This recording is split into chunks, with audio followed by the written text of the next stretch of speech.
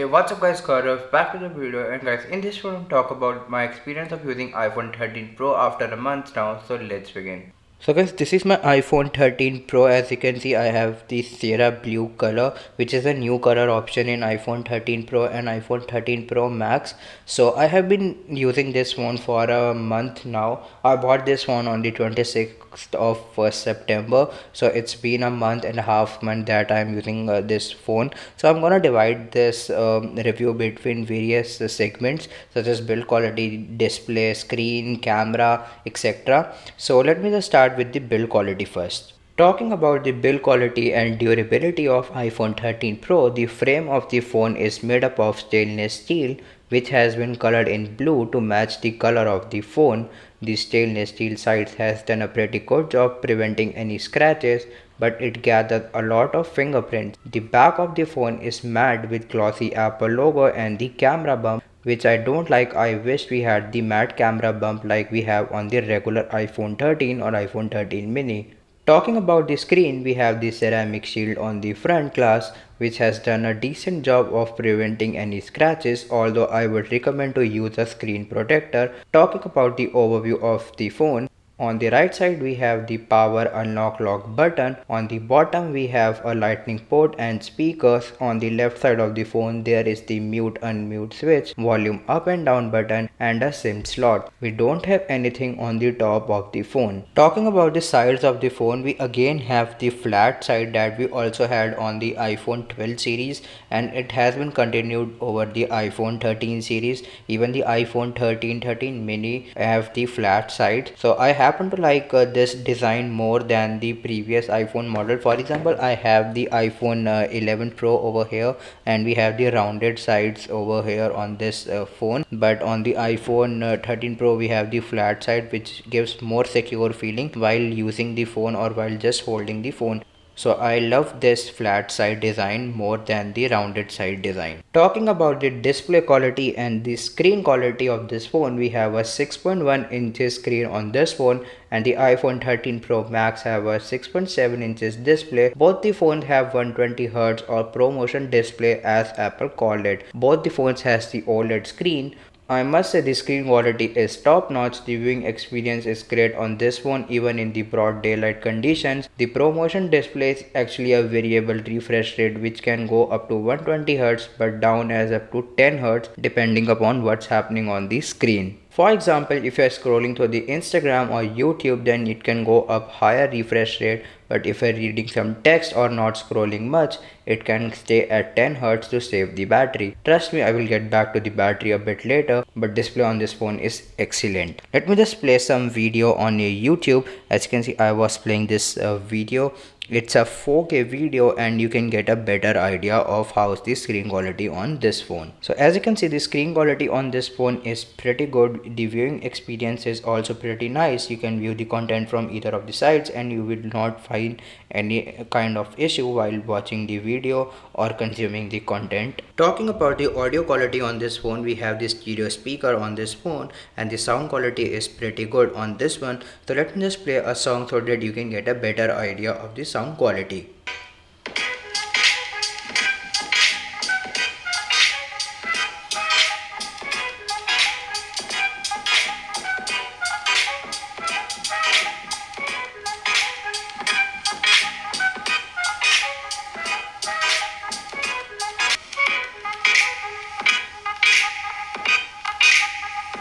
So guys, this was the sample for the sound quality. I think the sound quality on this phone is pretty nice, but I have seen some distortion when I'm listening to the heavy bassy music. So that's when I can see the distortion, but otherwise on the normal listening, the speaker quality is pretty nice as this phone has the stereo speaker and the speaker volume is pretty loud on this phone. Talking about the specification and performance of this phone, we have the A15 Bionic chip inside this phone, which has 5-core GPU, which is one extra core than the regular iPhone 13 and iPhone 13 mini. The RAM on this phone is 6GB, whereas the iPhone 13 and iPhone 13 mini have a 4GB RAM. The performance of this phone is also very good. The scrolling, switching between the app is also very fluid. For example, let me just go to the Instagram. As you can see, I'm scrolling and the performance is actually pretty nice. There are no hiccups or glitches. For example, like scrolling on my feed, or even if I scroll in the app library, as you can see, we don't have any kind of glitches or hiccup while using the phone. Even the RAM management on this phone is pretty good. For example, let me just go to some app, and as you can see, I'm easily able to switch between the apps. There is no hiccup or glitches, something like that. So the experience of using iPhone 13 Pro is pretty nice as of now for me. Talking about the battery life, now the iPhone 13 Pro have a phenomenal battery life. Let me just go to the settings and then go to the battery, and if I go to the battery health, as you can see, I have the 100% capacity of the battery, as this is a new phone, but it will eventually go down. So but let me just show you the usage of the battery. As you can see, I charged this phone at 11:30 a.m. to 84%, and right now it's 4:30 and I still have 57% of my battery left. I use it with low power mode on for some time, but then I turned it off, but still I'm getting the phenomenal battery life on this phone. The iPhone 13 Pro Max has a slightly bigger battery than this, so it might last up to 2 days on the light or medium usage, but the overall battery life on the iPhone 13 Pro is excellent, and that's why the phone is slightly thicker and heavier as the battery size is bigger. The iPhone 13 Pro have a 3100 mAh battery and the iPhone 13 Pro Max have a 4352 mAh battery. Talking about the weight of the iPhone 13 Pro and iPhone 13 Pro Max, the iPhone 13 Pro weighs about 204 grams, whereas the iPhone 13 Pro Max weighs about 240 grams. Both the phones are extremely heavy, so if you're planning to buy these phones, so do note that you might feel pain in your hand if you are using these phones for quite a long time.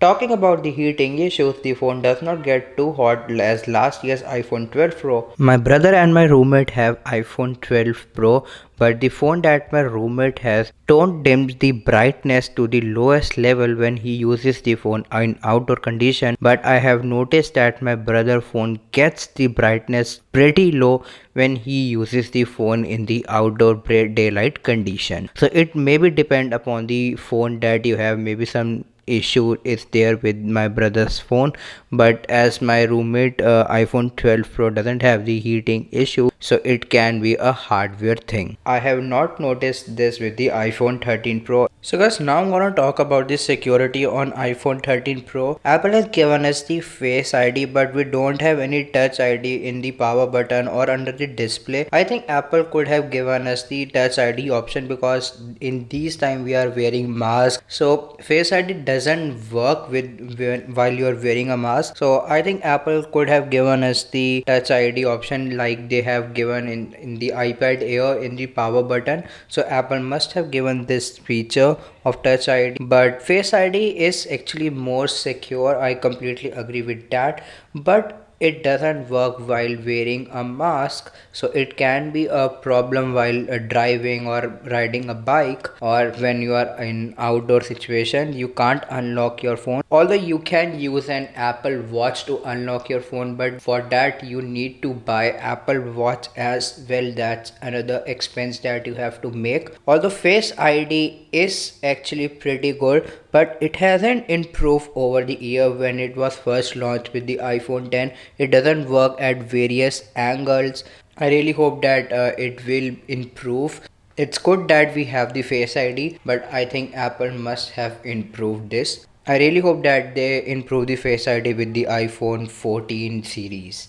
So guys, now I'm gonna talk about the camera on iPhone 13 Pro. So we have triple 12 megapixel camera, we have the 12 megapixel wide camera, 12 megapixel ultra wide camera, and then we have a 12 megapixel 3x telephoto camera. This is a new feature on the iPhone 13 Pro. Earlier on the iPhone 12 Pro we had a 2x telephoto camera, whereas on the iPhone 12 Pro Max we had a 2.5x telephoto camera, but this time Apple has changed it a little bit. Both the iPhone 13 Pro and iPhone 13 Pro Max had a 3x telephoto camera, so they have improved the camera. Talking about the front facing camera, on iPhone 13 lineup we have a 12 megapixel front facing camera. All the cameras are similar on the iPhone 13, iPhone 13 mini, iPhone 13 Pro and iPhone 13 Pro Max. Talking about the camera interface, as you can see we have the typical iPhone style camera interface where we have the modes like photo, portrait, panorama, then we have the video. We also have the cinematic mode on the iPhone 13 series as well.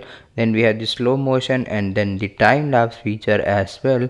Let me just go back to the photos, and if I swipe up, as you can see we have different options to change the exposure, aspect ratio. We also have the new photographic styles such as standard, rich, warm, warm, vibrant, cool.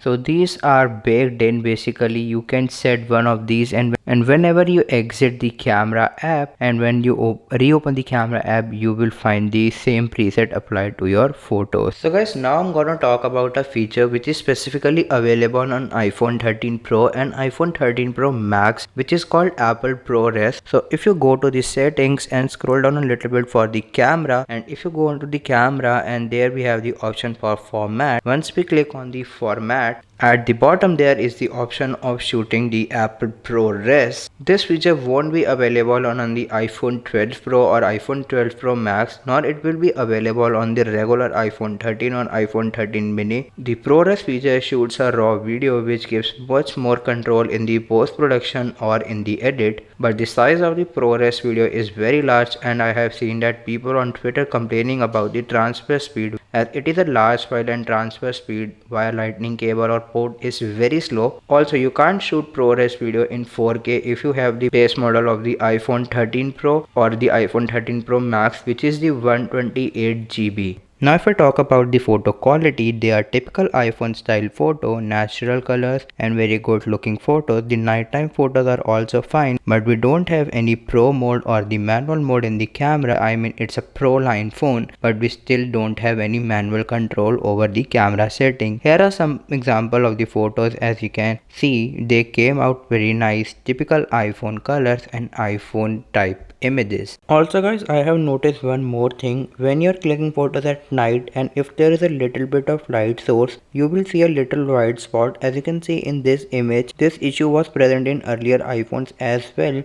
and it's still here. It has not been fixed. On this phone we have a 12 megapixel front camera, and the photo quality from the front facing camera is also pretty good. It's basically typical iPhone style front facing camera, and you can also shoot cinematic videos in the front facing camera mode, and they came out pretty nice. But as I said, cinematic mode will improve over the years as the portrait mode improved for the photos. So guys, now I'm gonna talk about the things which I don't like about this iPhone 13 Pro. So the first thing is the weight of this phone. This phone weighs about 204 grams, and if you buy the iPhone 13 Pro Max, it will weigh about 240 grams, which is actually very heavy for a phone. I know it doesn't sound much, but when you're using this phone, you will actually feel the weight, and you might face some difficulty while holding the phone for a long time while you're on a call or just using the phone on the regular basis.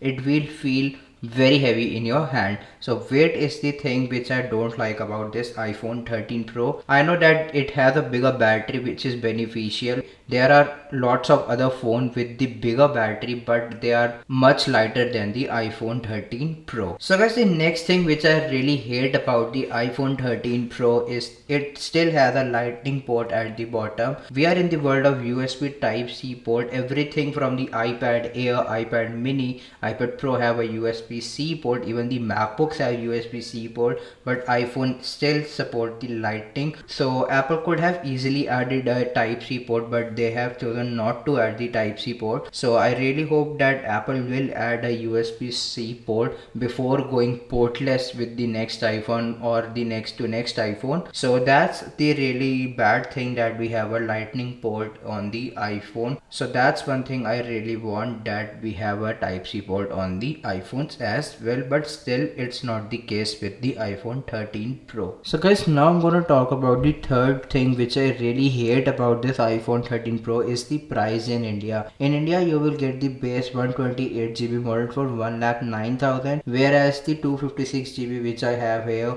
is 1,29,000, and definitely it's an expensive phone. So basically I would suggest, if you know what you're getting into, then only buy this phone. But if you want a phone for your daily requirement or daily needs, then iPhone 13 is also a good option, or even the iPhone 12 is a good option.